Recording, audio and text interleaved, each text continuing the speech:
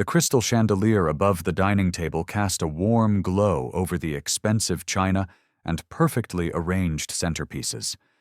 But Derek Thompson felt like he was sitting in ice.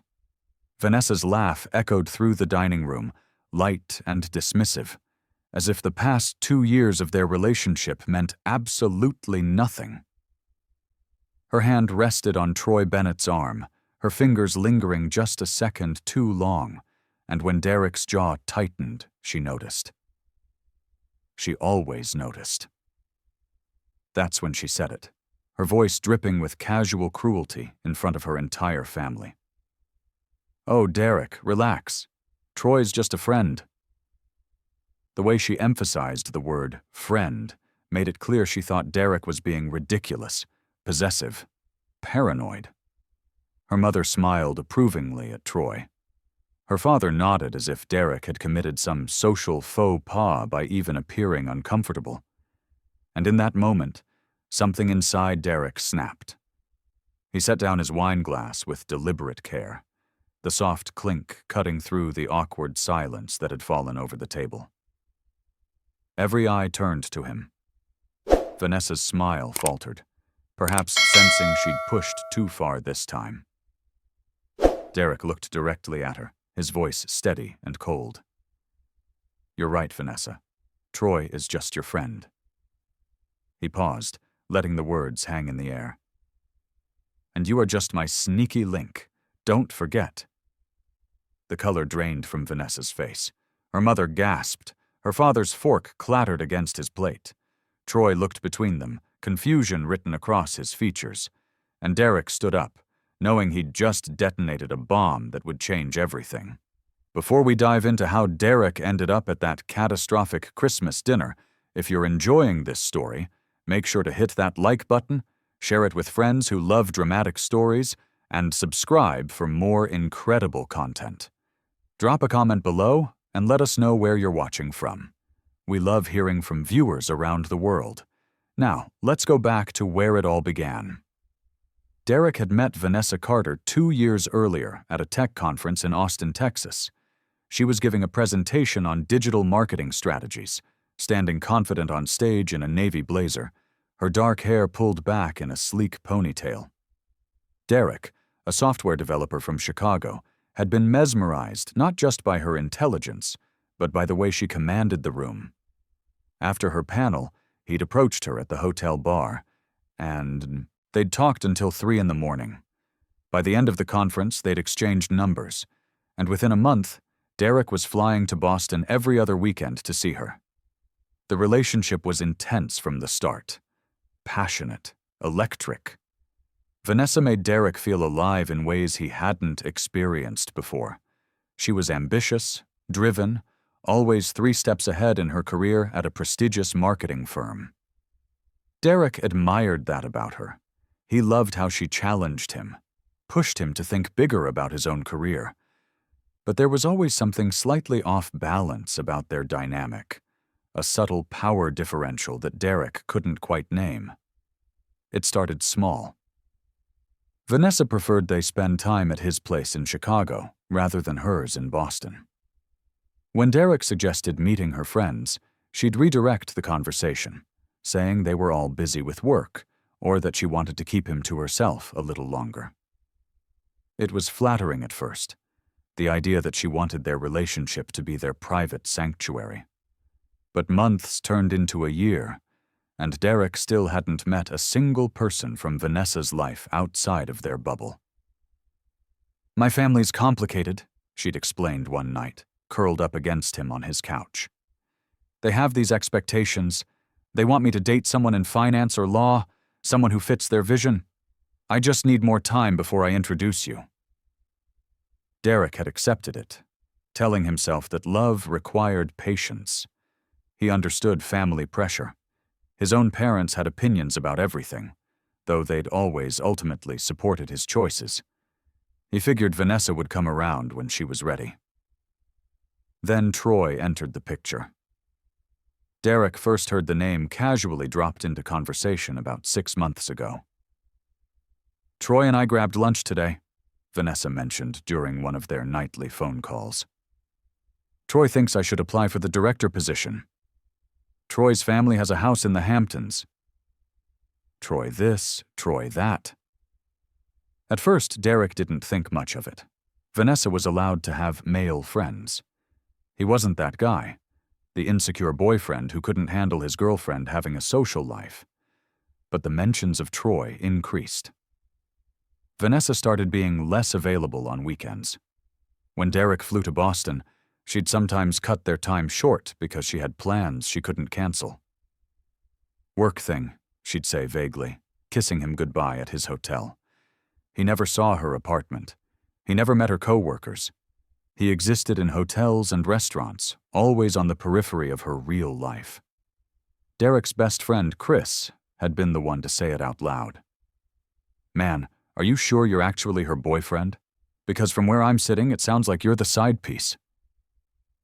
The words had stung because somewhere deep down, Derek had wondered the same thing. But he'd pushed the thought away, told himself Chris didn't understand, that Vanessa loved him even if she wasn't ready to go public yet. Everything came to a head 3 weeks before Christmas. Derek had been planning to fly back to Chicago for the holidays with his family when Vanessa called with surprising news. "I want you to come to Christmas dinner," she said, her voice bright with what sounded like genuine excitement. "I've told my parents about you. They want to meet you." Derek's heart had soared. Finally. Finally, she was ready to bring him into her life completely. He'd canceled his flight home, disappointing his parents but promising to visit for New Year's instead. This felt like a turning point, the moment their relationship would transform from secret late-night phone calls and hotel rendezvous into something real and acknowledged. He'd bought a new suit, picked out thoughtful gifts for Vanessa's parents, rehearsed conversation topics that would make him seem impressive, but not pretentious. He'd imagined this moment so many times, the validation of being introduced as Vanessa's boyfriend, of finally having a seat at her table. But when Derek arrived at the Carter family's sprawling colonial home in Newton, Massachusetts on Christmas Eve, his stomach dropped. Because there, already ensconced in the living room like he belonged there, sat Troy Bennett. Tall, impeccably dressed in what was clearly a custom suit, Troy had his arm casually draped along the back of the couch where Vanessa sat. And when Vanessa's mother introduced everyone, she said, "Derek, this is Troy Bennett. He's been friends with Vanessa since Harvard. Such a lovely young man." Friends since Harvard. Vanessa had gone to Harvard. Derek hadn't known that. There was so much he didn't know. That night, as Derek lay in the guest room of the Carter house, staring at the ceiling, he heard laughter floating up from downstairs. Vanessa's laugh, musical and carefree, mixed with Troy's deeper chuckle and her parents' warm responses. They were having drinks, getting to know each other, building the kind of easy familiarity that Derek had been denied for 2 years. And that's when Derek realized with crushing certainty that he wasn't here as Vanessa's boyfriend being introduced to her family. He was here as a placeholder, a buffer, maybe even a cover. And Troy, the man Vanessa's family clearly adored, was the real story. The next morning, Christmas Day, Derek watched as Vanessa's mother fussed over Troy at breakfast, asking about his family's investment firm, mentioning mutual friends from the country club. Vanessa's father discussed market trends with Troy like they were colleagues. And Vanessa sat between them, radiant and comfortable, occasionally glancing at Derek with a look that said, "Behave." By the time they sat down for Christmas dinner that evening, Derek had spent the entire day being systematically erased. Every story Vanessa told about "we" seemed to feature Troy. Every inside joke belonged to them. Derek was just there, occupying space at the table, a stranger in what should have been his moment. And then came Vanessa's laugh, that dismissive, condescending sound that finally broke him. "He's just a friend," she said about Troy, as if Derek was crazy for seeing what was right in front of his face. So Derek said the words that would destroy everything. The words that were true, even if they burned coming out. "You are just my sneaky link. Don't forget." The silence that followed was deafening. Vanessa's mother looked like she might faint. Her father's face turned an alarming shade of red. Troy's mouth hung open. And Vanessa, beautiful, ambitious, cruel Vanessa, stared at Derek with pure hatred in her eyes. "How dare you?" she whispered, her voice shaking. "How dare you say that in front of my family?" Derek felt something shift inside him, a strange calm settling over the rage and hurt. "How dare I?" he repeated quietly. "Vanessa, I've spent 2 years being your secret. 2 years of hotel rooms and last-minute cancellations. 2 years of never being good enough to meet your friends or family. And now I'm here, watching you parade Troy around like he's your real life, while I'm just supposed to sit here and smile?" "Get out," Vanessa hissed. "Get out of my house." "It's not your house," Derek said, standing up. "It's your parents' house, and I think they deserve to know the truth about what their daughter has been doing." Vanessa's mother clutched her pearls, looking between them in horror. "What is he talking about, Vanessa?" But before Vanessa could answer, Troy spoke up, his voice uncertain. "Wait, I'm confused. Vanessa, I thought you said you and Derek were just old college friends. You told me you weren't seeing anyone seriously." The color drained from Vanessa's face again, and in that moment, Derek saw everything click into place for Troy, too. They'd both been played, different roles in the same deception. Vanessa stood abruptly, her chair scraping against the hardwood floor. "This is ridiculous. Derek, you're being paranoid and embarrassing. Troy, ignore him. Mother, Daddy, I'm sorry about this scene." She turned to Derek, her eyes blazing. "We'll talk about this later, privately." "No," Derek said firmly. "We'll talk about it now, because I'm done being your dirty little secret." He looked at Vanessa's parents, then at Troy. "Vanessa and I have been in a relationship for 2 years. She told me she wasn't ready to introduce me to you because her family was complicated and had expectations. She said she needed time. Meanwhile, she's been telling Troy that she's single. So which is it, Vanessa?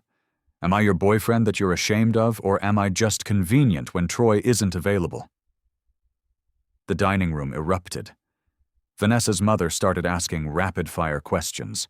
Her father demanded answers.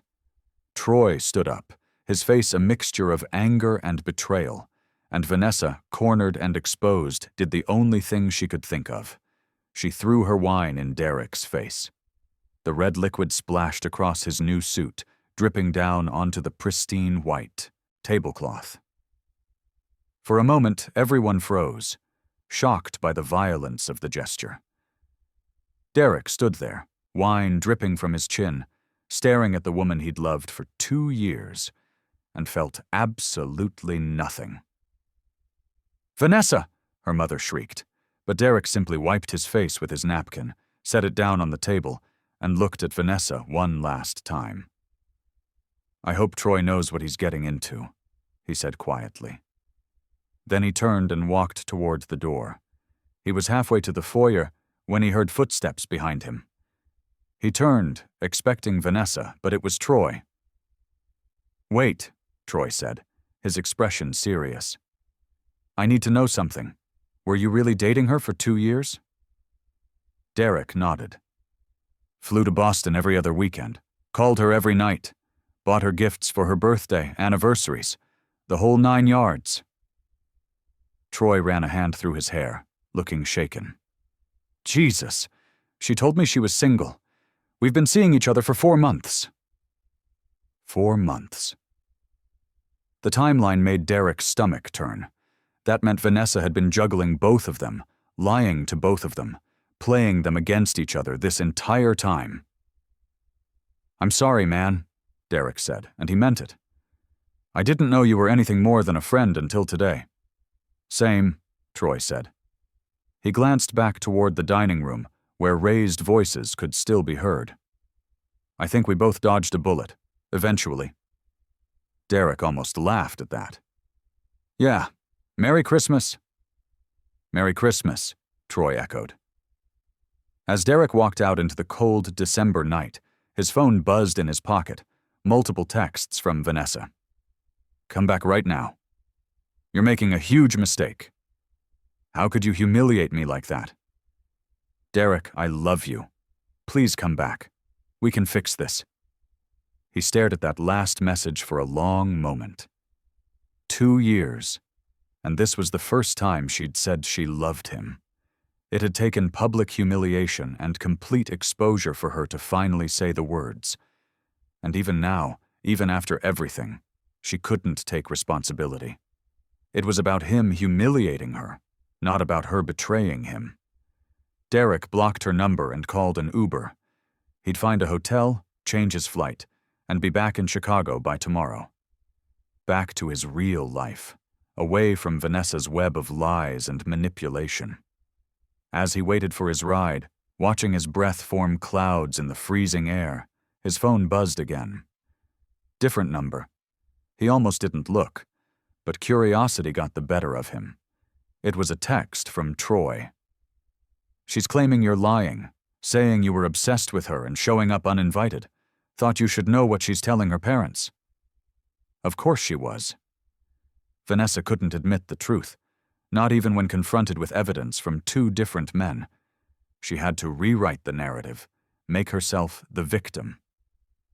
Derek was about to type a response when another text came through from Troy. But I believe you. I saw the receipts. Receipts. Derek's heart started pounding. What receipts? While you were leaving, Vanessa went upstairs. I went looking for her and found her in her room. She left her laptop open. Email chain between her and her friend, where she talks about keeping you as a backup plan while she worked on me. Screenshots of your texts to her. Calendar showing all your visits, everything. Derek felt vindicated and sick at the same time. Did you save them? Sent them to myself before she caught me. She's losing it right now, demanding I delete them. But I think her parents need to see who their daughter really is. And honestly, you might need them if she tries to destroy your reputation. The Uber pulled up, and Derek climbed in, his mind racing. He gave the driver the address of a nearby hotel and settled back against the seat. Thanks for sending those, Derek typed to Troy. I appreciate it. We both deserved better, Troy responded. Good luck, man. As the car pulled away from the Carter house, Derek looked back one last time. Through the lit windows, he could see shadows moving, the chaos he'd left behind still unfolding.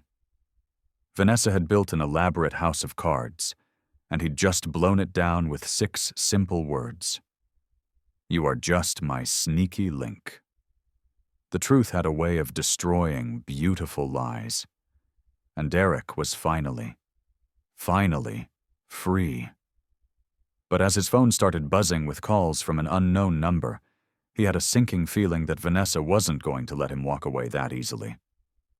The real battle was just beginning.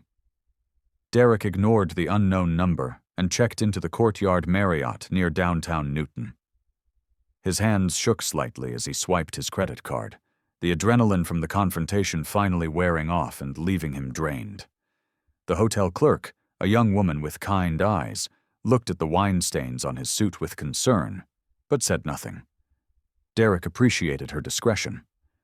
Once in his room, he sat on the edge of the bed and let himself feel everything he'd been holding back. The anger, the humiliation, the grief of losing 2 years to someone who had never truly valued him. His phone kept buzzing. Unknown numbers, texts from accounts he didn't recognize. Vanessa was desperate to reach him, but Derek had no intention of giving her that satisfaction. He ordered room service, took a long shower to wash away the wine and the shame, and tried to book an earlier flight back to Chicago. Everything was booked solid. The best he could do was a standby ticket for the day after Christmas. He'd have to spend another night in Boston, in this hotel room, hiding from the disaster he'd left behind. Around 10 o'clock, there was a knock on his door. Derek's stomach clenched. He looked through the peephole and saw Troy standing in the hallway, still in his dinner clothes but looking significantly more disheveled than he had at the Carter house. Derek opened the door cautiously. "How did you find me?" "Called every hotel within 5 miles of the house," Troy said, looking exhausted. "Can I come in? I think we need to talk." Derek stepped aside, and Troy entered, immediately loosening his tie and running both hands through his hair. The composure he'd had earlier was completely gone. He looked like a man who'd just had his world turned upside down. "It's worse than we thought," Troy said without preamble. "After you left, I confronted Vanessa with the emails I found. She tried to deny it at first, said I was invading her privacy. But her parents demanded to see what I was talking about. Derek, she's been playing us both for fools, but there's more." He pulled out his phone and handed it to Derek. On the screen was an email chain between Vanessa and someone named Jennifer. Derek scrolled through, his stomach turning with each message. "Derek's perfect for now," Vanessa had written 6 months ago. "He's stable, decent income, treats me well. But he's not marriage material. Not for my family's standards anyway. Troy is the end game. Harvard legacy, trust fund, the right connections. I just need to keep Derek interested enough that he doesn't move on while I work on securing Troy.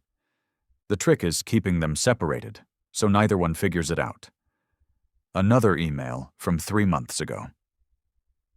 "Derek's getting clingy, asking too many questions about why he hasn't met my friends. I might need to throw him a bone soon, let him meet my parents just to keep him satisfied. But I'll make sure Troy is there too. See how they interact. It'll be entertaining." The most recent email from just last week. "Christmas dinner is going to be perfect. Derek will finally feel included. Troy will see me in a domestic setting with my family, and my parents will get to compare them side by side. I'm betting they'll prefer Troy, which will make it easier when I eventually phase Derek out. And if Derek causes any drama, it'll just prove to Troy that I made the right choice moving on." Derek felt sick. Every moment of the past 2 years suddenly recontextualized. Every time Vanessa had made him feel crazy for questioning her, every reassurance that she just needed more time, every promise that things would change. All of it had been calculated manipulation. "She planned the whole thing," Derek said quietly. "The Christmas dinner, having us both there. She wanted to see who would win her parents' approval." "And she wanted you to fail," Troy added grimly. "Look at the next email." Derek scrolled down. Vanessa had written to Jennifer, "I'm going to make sure Derek feels out of place. Talk about things he doesn't know, reference experiences he wasn't part of. My parents will naturally gravitate toward Troy because he's their kind of people. Derek will see the writing on the wall and hopefully bow out gracefully. If not, I'll have to be more direct. Either way, by New Year's I'll be with Troy exclusively, and Derek will be history." "She's a sociopath," Derek muttered, handing the phone back. "Her parents are devastated," Troy said, pocketing his phone. "Her mother actually apologized to me." "Can you believe that?" "Apologized for her daughter's behavior. Her father wanted to know if there was anything he could do to make it right." Troy sat down heavily in the desk chair. "I told them the person who needed to make it right was Vanessa, and I wasn't holding my breath." "How did she react to her parents seeing all of this?" Troy's expression darkened. "That's actually why I'm here. She went ballistic, screamed that I had no right to share her private emails, accused me of trying to sabotage her relationship with her family. Then she turned on you. Started telling her parents that you were abusive, controlling, that she'd been trying to break up with you for months, but you wouldn't leave her alone." Derek's blood ran cold. "What?" "She said you'd been stalking her. That tonight was the final straw. that you crashed her family Christmas and made a scene when she tried to set boundaries. She was crying, playing the victim. And Derek, her parents almost believed her. They wanted to believe her. What parent wants to think their daughter is capable of something this cruel? Did you show them the evidence? I did. The emails make it pretty clear she's lying. But here's the thing. Troy leaned forward, his expression serious. Vanessa isn't going to let this go. On my way out, she was already on the phone with someone, and I heard her say your name. She's going to try to destroy you, Derek. Your reputation, your career, whatever she can get her hands on. That's how people like her operate. If they can't control the narrative, they burn everything down. Derek felt a chill run down his spine. I haven't done anything wrong. Doesn't matter. She'll make something up. False police reports, harassment claims, posts on social media painting herself as the victim and you as the villain. I've seen her do it before with an ex-boyfriend from college. She completely ruined his reputation because he broke up with her. Spread rumors that he'd cheated on her with her roommate. None of it was true, but by the time he could defend himself, everyone had already made up their minds. Jesus. Derek sat down on the bed, his mind racing. What do I do? Document everything, Troy said.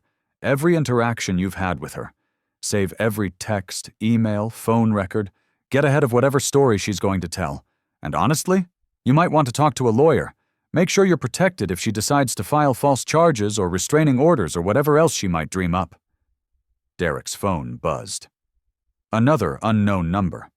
He declined the call, but immediately another came through. Then another.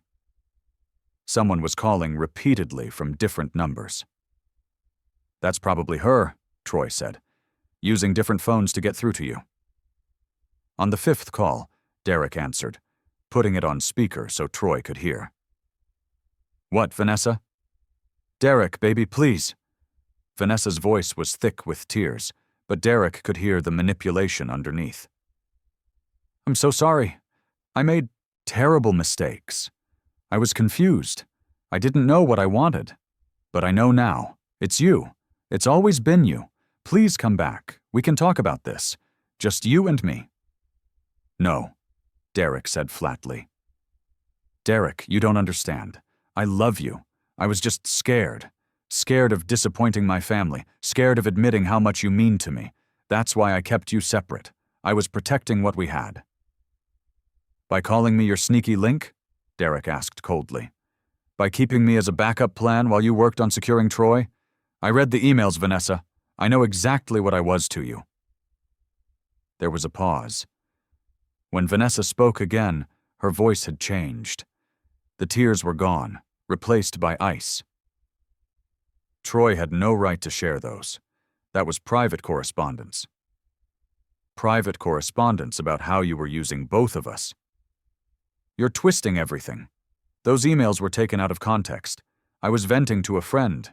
Everyone says things they don't mean when they're processing their feelings. For 2 years? Derek asked. You've been processing your feelings for 2 years? I wanted to be with you. Vanessa's voice rose, frustration bleeding through. I just needed time to figure out how to make it work with my family. Why couldn't you be patient? Why did you have to ruin everything tonight? Derek almost laughed. Even now, caught in her own lies, Vanessa was trying to make this his fault. I'm done, Vanessa. Don't call me again. If you hang up on me, you're going to regret it, she said, her voice turning threatening. I have friends, Derek. People who will believe my version of events. You think you can just humiliate me in front of my family and walk away? You have no idea what I'm capable of. Is that a threat? It's a promise. By the time I'm done, everyone you know will think you're an abusive, obsessive stalker who couldn't handle rejection. Your company will know, your family will know, everyone. Troy's eyes widened, and he gestured frantically at Derek's phone. Derek understood. They needed to record this. Why would you do that? Derek asked, trying to keep her talking. I thought you loved me. I did love you, Vanessa shouted. In my own way. But you couldn't just play your part. You had to push and make demands. And now you've poisoned my parents against me, turned Troy against me, made me look like a monster. So yes, Derek, I'm going to make you pay for that. Vanessa, you made yourself look like a monster, Derek said quietly. I just told the truth. Your truth isn't going to matter when I'm finished. The line went dead. Derek stared at his phone, heart pounding. She hung up, Troy said. But that was good. Did you record it? No, I didn't think. It's fine, I did. Troy held up his own phone. Voice recorder. I got the whole thing. The threats, the admission that she's planning to falsely accuse you, all of it. Derek felt a wave of relief. Thank you. We're in this together now, Troy said. She's made. That clear. I'm going to send you everything I have. The emails, this recording, screenshots of her texts. Build a file. Because when Vanessa makes her move, and she will, you need to be ready to defend yourself. They spent the next hour going through everything. Troy forwarded dozens of emails, text chains, even voicemails from Vanessa that contradicted her new narrative. By the time Troy left, Derek had a comprehensive timeline of evidence proving the truth of their relationship. Get some sleep, Troy advised at the door. Tomorrow find a lawyer, someone who specializes in defamation or harassment cases. Trust me, you're going to need one. After Troy left, Derek lay in the dark hotel room, staring at the ceiling. His phone was finally quiet. He should have felt relieved. Instead, he felt like he was waiting for the other shoe to drop. It dropped at 6 a.m. Derek's phone exploded with notifications. Texts from his parents, his siblings, his co-workers, his friends from college. Even people he hadn't spoken to in years were reaching out. Confused, Derek opened his social media. Vanessa had posted a long, tearful statement on Instagram, Facebook, and Twitter. Photos of herself looking vulnerable and scared accompanied a detailed account of how Derek had been stalking and harassing her for months. How she'd tried to let him down gently, but he couldn't accept that she didn't want a relationship. How she'd finally agreed to let him come to Christmas dinner to prove to him that she'd moved on, hoping he'd get the message. How he'd become violent and threatening when he saw her with another man, throwing wine and making disturbing accusations. The posts were going viral, hundreds of comments expressing sympathy for Vanessa and outrage at Derek. Screenshots were being shared across multiple platforms. And in every post, Vanessa tagged Derek's full name and his company. Derek's hands shook as he scrolled through the comments. Men like this are dangerous. She should get a restraining order. His employer needs to know they have a predator on staff. His phone rang. His boss, Patricia Martinez, calling at 6 a.m. on the day after Christmas. Derek answered with dread in his stomach. Hello? Derek, what the hell is going on? Patricia's voice was tight with concern. I'm getting emails about some social media posts claiming you're harassing someone. Our HR department is being flooded with demands that we fire you. I need you to tell me what's happening, right now. And as Derek tried to explain, tried to condense 2 years of manipulation and lies into a coherent explanation, while his entire reputation burned down around him on social media, he realized that Vanessa hadn't been bluffing. She was destroying him, methodically and publicly. And the worst part? People were believing her. His phone buzzed with another notification. An email from his apartment building's management. Someone had filed a complaint. Multiple residents reported feeling unsafe with him living there after seeing the social media posts. They were requesting an emergency meeting to discuss his lease. Derek's world was collapsing, and it had only been 12 hours since he'd walked out of that Christmas dinner. He looked at his reflection in the hotel mirror, wine-stained suit hanging in the bathroom behind him, and wondered how everything had gone so wrong so fast. Then his phone buzzed again. A text from a number he didn't recognize. "I can help you. I know what Vanessa did. I have proof. Meet me at the Starbucks on Commonwealth Avenue at 9 this morning. Come alone. J." Derek stared at the message. It could be a trap. It could be Vanessa trying to lure him into something that would make him look even worse. Or it could be exactly what he needed. Someone else who knew the truth about Vanessa Carter. He had 3 hours to decide whether to take the biggest risk of his life. Derek arrived at the Starbucks 15 minutes early, positioning himself at a corner table where he could see the entire cafe. His conversation with Patricia had ended with her placing him on temporary administrative leave pending an investigation, which was somehow both better and worse than being fired outright. His parents had called 3 times, frantic after seeing the posts. His mother was crying. His father wanted to drive to Boston immediately and handle this situation. Derek had managed to calm them down, but only barely. The social media firestorm was still raging. Vanessa had updated her posts with more details, each one more damning than the last. She claimed Derek had sent her hundreds of threatening messages, that he'd shown up at her workplace uninvited, that she'd been documenting everything for the police. The fact that none of it was true didn't seem to matter. The internet had already decided Derek was guilty. At exactly 9 o'clock, a woman in her early 30s walked into the Starbucks. She had auburn hair pulled into a messy bun and wore an oversized sweater and jeans. Her eyes scanned the room nervously until they landed on Derek. She walked over, her hands wrapped tightly around her own coffee cup. "Derek Thompson?" she asked quietly. "That's me. And you're Jay?" "Jennifer Caldwell." She sat down across from him, glancing around as if afraid someone might overhear. "I was Vanessa's roommate at Harvard. We've been friends for almost 12 years, or at least, I thought we were friends." Derek's pulse quickened. This was the Jennifer from the emails. "Why are you here?" Jennifer's expression was pained. "Because what she's doing to you is wrong. I know the truth about what happened, and I can't just sit back and watch her destroy an innocent person." She pulled out her phone and set it on the table between them. "I have everything. All the emails she sent me about you and Troy. Voice messages where she bragged about manipulating both of you. Text messages planning the Christmas dinner disaster. I have proof that contradicts every single lie she's posted online. Why would you turn on your friend?" Jennifer's jaw tightened.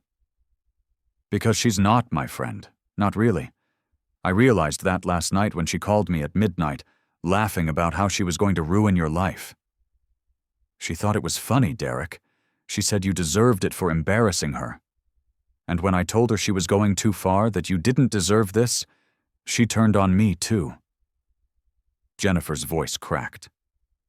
She said if I didn't back up her story, she'd tell everyone I was the one who encouraged her to string you along, that I was complicit. She threatened to destroy my reputation too if I didn't fall in line. "I'm sorry," Derek said, and meant it. "I've watched Vanessa do this before," Jennifer continued. "To other guys, to other friends who crossed her.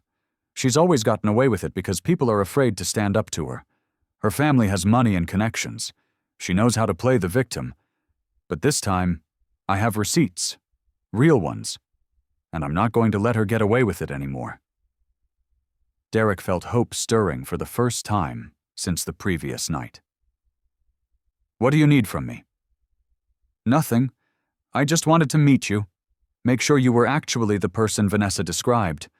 I needed to look you in the eye and confirm that you're not some abusive stalker." Jennifer managed a small smile. "You're not, are you?" "No, I'm just a guy who was stupid enough to love someone who didn't love him back." "Then I'm going to help you. I've already started. I posted my own statement on social media an hour ago with screenshots of the real emails, the ones where Vanessa admits she was using you. I tagged everyone who shared her posts. It's starting to gain traction." Derek pulled out his phone and searched for Jennifer's profile. Sure enough, there was a lengthy post with dozens of screenshots attached. The comments were already shifting. People were questioning Vanessa's narrative, demanding answers. The tide was beginning to turn. "Thank you," Derek said, his voice thick with emotion. "You have no idea what this means." "I have some idea. Vanessa tried to do something similar to me sophomore year when I started dating a guy she liked. She spread rumors that I was cheating on him. It almost destroyed my relationship and my reputation on campus. I forgave her because she cried and apologized and promised she'd changed. But she hasn't changed. She's just gotten better at hiding who she really is." Derek's phone started buzzing with notifications. People were tagging him in Jennifer's post. Friends were reaching out with apologies for believing Vanessa. The narrative was crumbling in real time. Then Derek got a call from Troy. He answered on speaker so Jennifer could hear. "Derek, turn on Channel 5 News," Troy said urgently. Derek pulled up the live stream on his phone.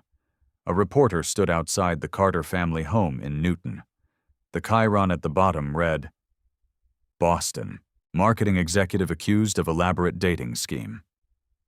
"Mrs. Charlotte Carter, Vanessa's mother, gave an interview this morning," Troy explained. "She's defending you, publicly. It's all over the news." On screen, Charlotte Carter stood on her front steps, looking exhausted but determined. "My daughter lied to multiple people, including her own family," she was saying to the reporter. "Mr. Thompson was a guest in our home, and he was treated poorly. The accusations Vanessa has made against him are false, and I have evidence to prove it. I'm horrified by my daughter's behavior, and I want Mr. Thompson to know that the Carter family does not condone any of this." The reporter asked, "Are you saying your daughter fabricated the stalking allegations?" "I'm saying my daughter has a pattern of dishonesty that we were not fully aware of until last night. Mr. Thompson has our full support, and we're prepared to make statements to his employer and anyone else who needs to hear the truth." Derek stared at the screen in shock. Vanessa's own mother was defending him. "My father's been on the phone with his lawyers all morning," Troy added. "He's furious. Vanessa apparently tried to get them to sue you for defamation, and when they refused, she threatened to cut them off. That was the final straw. They're done protecting her." Jennifer was watching the news stream too, her expression satisfied. "The thing about Vanessa is that she always overplays her hand. She couldn't just let you walk away. She had to destroy you, and in trying to destroy you, she destroyed herself." Over the next hour, Derek watched as the entire situation reversed. Jennifer's post went viral, shared thousands of times. News outlets picked up the story. People who had condemned Derek were now apologizing. His company's HR department called to inform him that the investigation was closed, and he could return to work. His apartment building sent an email rescinding their complaint. And Vanessa's social media posts began disappearing one by one as she desperately tried to contain the damage. But the internet never forgets. Screenshots existed everywhere. Her lies were permanently documented. Derek's phone rang again. Patricia Martinez, his boss. "Derek, I owe you an enormous apology," she said immediately. "We should have given you a chance to explain before taking action. HR has closed the investigation, and we'd like you to take some paid time off to recover from this situation. When you're ready to return, your position will be waiting." "Thank you, Patricia. I appreciate that." "And Derek?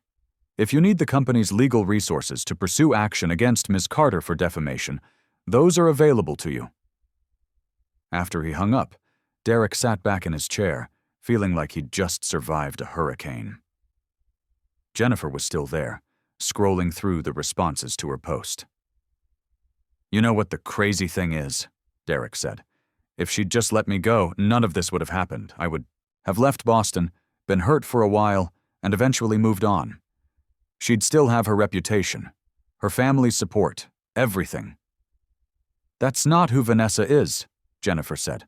"She can't stand losing control, can't stand the idea of someone walking away from her on their own terms.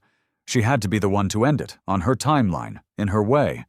Your crime wasn't that you weren't good enough for her. It was that you dared to reject her first. Derek's phone buzzed with a text from an unknown number. Against his better judgment, he opened it. It was from Vanessa. Just 3 words. I hate you. Derek showed it to Jennifer, who shook her head. She'll never take responsibility, never admit she was wrong. In her mind, she's the victim here. You and Troy and I are the villains who conspired against her. I know, Derek said. He blocked the number and set his phone down. But that's her problem now, not mine. Troy arrived at the Starbucks 20 minutes later, looking significantly better than he had the night before. He shook Jennifer's hand gratefully. Thank you for speaking up. I know it wasn't easy. It was long overdue, Jennifer replied. The 3 of them sat together, an unlikely alliance formed through Vanessa's deception. They compared stories, filled in gaps, and pieced together the full picture of Vanessa's manipulation. It was almost impressive in its complexity, the way she'd managed to keep everyone separated and controlled for so long. What are you going to do now? Troy asked Derek. Derek thought about it. He'd spend the rest of the day fielding calls and texts from people apologizing or asking for his side of the story. He'd fly back to Chicago tomorrow and try to rebuild some normalcy. Eventually, he'd need to process the betrayal, the hurt, the 2 years he'd lost to someone who never valued him. But right now, in this moment, he felt something unexpected. Relief. The truth was out. His name was cleared, and he was free from Vanessa's web of lies. I'm going to go home, Derek said. See my family, focus on my work. Maybe take Patricia up on that paid time off and actually relax for once. He paused. And I'm going to be a lot more careful about who I trust. Amen to that, Troy said, raising his coffee cup. They sat in comfortable silence for a moment before Jennifer spoke up. For what it's worth, Derek, you handled this whole situation with a lot more grace than most people would have. A lot of guys would have lashed out, gotten violent, proven Vanessa's lies true. You just told the truth and walked away. I learned something my dad told me a long time ago, Derek said. When someone shows you who they are, believe them. Vanessa showed me exactly who she was at that Christmas dinner. Everything that happened after was just confirmation. His phone buzzed one more time. This time it was Chris, his best friend from Chicago. Dude, I just saw the news. Are you okay? Do you need me to come to Boston? I will get on a plane, right now. Derek smiled and typed back. I'm good. Coming home tomorrow. Beer's on you when I get back. Obviously, you just survived a psycho. That deserves top-shelf beer. As Derek pocketed his phone, he thought about Vanessa's parting words at that Christmas dinner. You are just my sneaky link. He'd said it in anger, in hurt, in a moment of complete devastation. But those words had been the catalyst for everything that followed. They'd exposed the truth, destroyed Vanessa's carefully constructed lies, and ultimately freed him from a relationship that would have destroyed him slowly from the inside. The story would follow him for a while. People would talk. Some would always wonder if there was more to it than what came out publicly. But Derek knew the truth, and so did the people who mattered. 3 months later, Derek heard through mutual acquaintances that Vanessa had left Boston. Her job at the marketing firm had quietly let her go after clients expressed concerns about the scandal. Her parents had apparently insisted she seek therapy and cut off her trust fund until she could demonstrate real personal growth. Troy had started dating someone new, someone who was honest and kind, and introduced him to her entire family on the second date. And Derek? Derek was back in Chicago, throwing himself into his work, spending weekends with his family, and slowly opening himself up to the possibility that not everyone was like Vanessa. That real love didn't require secrecy or shame or games. On a cold evening in March, Derek went on a coffee date with a woman named Lauren Becker, who worked in his building. She was funny, genuine, and when she talked about her life, she included him naturally in her stories about friends and family. "You should meet my brother," she said casually. "He's into gaming too. You two would get along." It was such a simple thing, the casual promise of integration into someone's life. But to Derek, who had spent 2 years begging for scraps of Vanessa's attention, it meant everything. "I'd like that," he said. As they walked out of the coffee shop together, Lauren talking animatedly about her family's upcoming reunion and already inviting him to come along, Derek felt the last pieces of Vanessa's hold on him finally break free. He'd survived her storm. He'd come out on the other side with his integrity intact and a clearer sense of what he deserved. The sneaky link comment had destroyed his relationship with Vanessa, but it had saved his life. Sometimes the truth hurt, but lies hurt so much worse and for so much longer. Derek had learned that lesson the hard way at a Christmas dinner table in Newton, Massachusetts, surrounded by people who didn't respect him and a woman who never loved him. But he'd learned it, and he'd never forget.